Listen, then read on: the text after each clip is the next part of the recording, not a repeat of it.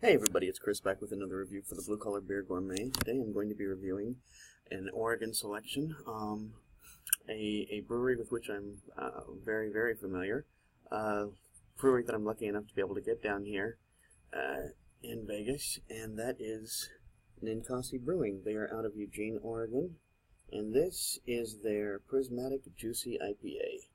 In a 12-ounce can, this cost me $1.79. And has a brewed on date.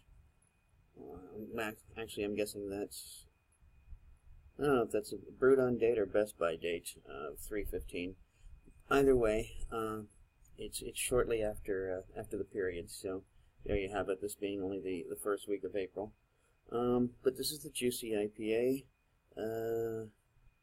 Juicy hops burst with notes of pineapple, passion fruit, and guava in this irresistible, flavorful IPA, dry hop with Mosaic and Simcoe cryohops.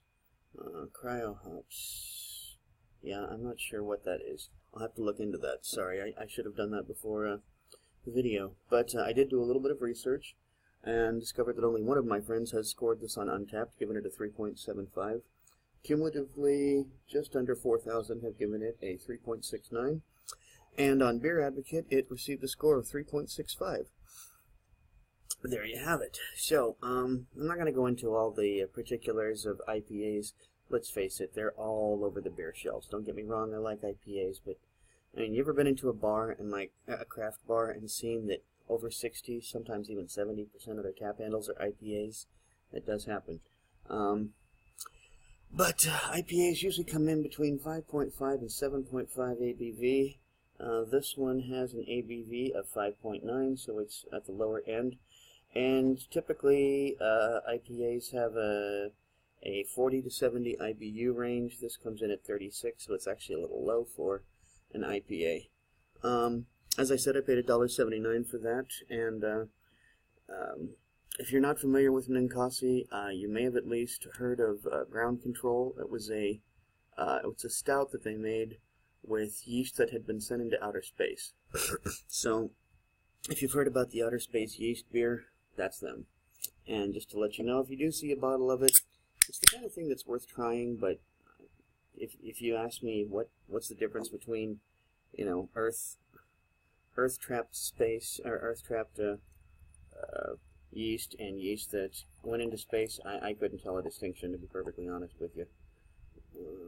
Okay, this is pouring a nice, bright, almost carroty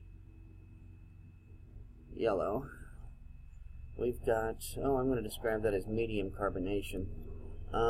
Very hazy. This is actually a little more yellow than it's coming through on there, on the camera. The camera's showing a little more copper color. This is actually a little more yellow. I'm not seeing any kind of sediment, but like I said, I'm seeing medium carbonation. Bring it to the nose. Definitely smell the hops. The hop profile for sure. Smelling citrus. Smelling a little bit of creaminess. So I imagine this is going to come through very creamy, especially with that low IBU.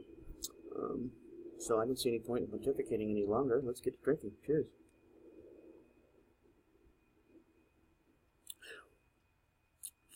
You know what this is? You know, this is a good beer.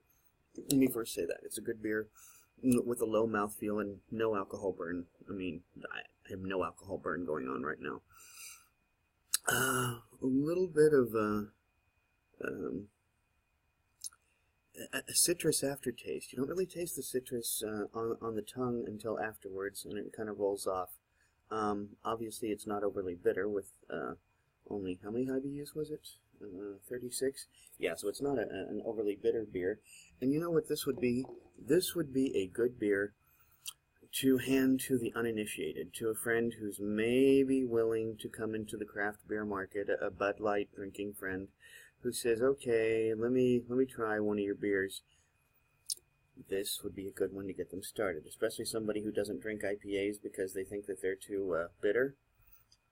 This is a good one because it's not overly bitter. It's not overly sweet. The hop profile is basically what you smell and taste more than anything. Even now, as I bring the glass to my nose, I can smell the hops. As I take a sip, I can definitely taste the hops. But that's just it. I taste the hoppiness, not the bitterness. And that is some pretty remarkable lacing, considering how low an ABV we have, wouldn't you say? I'm actually very impressed with that. You know, this might have to be a special reserve. Not a special reserve. Hell, you know, it's been so long since I've done one of those.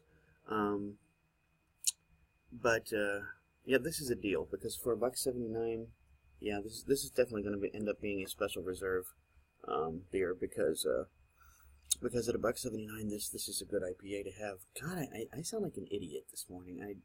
I'm really sorry. This is not a very good review, and I apologize to everybody out there. Trying to get anything more through, as I said, a medium, maybe even medium-low mouthfeel. Low price of $1.79. Low bitterness, hop flavor, hop aroma. All in all, a good beer, and besides that, it came in a can, so you know me, I'm going to give it an extra 0.25. I'm going to give this a full 4.0. Yep, I am. I'm going to give it a 4.0, and this is going to be a special selection because of the great price point. So, I apologize for being so discombobulated in my presentation this morning. I promise to do better next time. And until next time, drink good beer, don't break the bank doing it, and cheers!